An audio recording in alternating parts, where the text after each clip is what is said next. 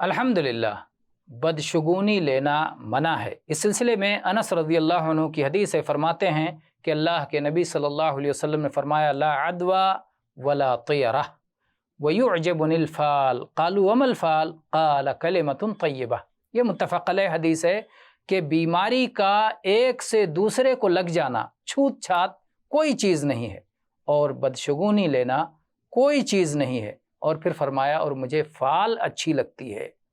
सहाबे किराम ने पूछा कि अल्लाह के नबी सल्लल्लाहु अलैहि वसल्लम, फ़ाल क्या चीज़ है? तो आपने कहा, अच्छी बात, यानी अच्छी बात का सुनना और उससे खैर की उम्मीद रखना, ये फ़ाल है। असल में अच्छी बात सुनकर अच्छी उम्मीद रखना ये अल्लाह ताला के साथ हुस्न ज़न है, इसलिए ये बेहतर है और इससे रोका नहीं गया है, इसको जायज़ करार दिया गया है। लेकिन बुरी बात सुन करके उससे बदशगुनी लेना या बुरी बात देख करके उससे बदशगुनी लेना, ये अल्लाह के साथ बदज़नी है और अल्लाह के बारे में बुरा गुमान रखना है कि बुरी चीज़ होगी, और इसके ज़रिए से हिम्मतें टूटती हैं और अमाल ख़राब होते हैं और लोग नुकसान उठाते हैं और तवहुमात का शिकार होते हैं। इसलिए शरीयत ने इससे रोक दिया है, मना कर दिया है। इस पर तफसीली दुरूस हैं, उसको आप सुन सकते हैं। वल्हम्दुलिल्लाहि रब्बिल आलमीन।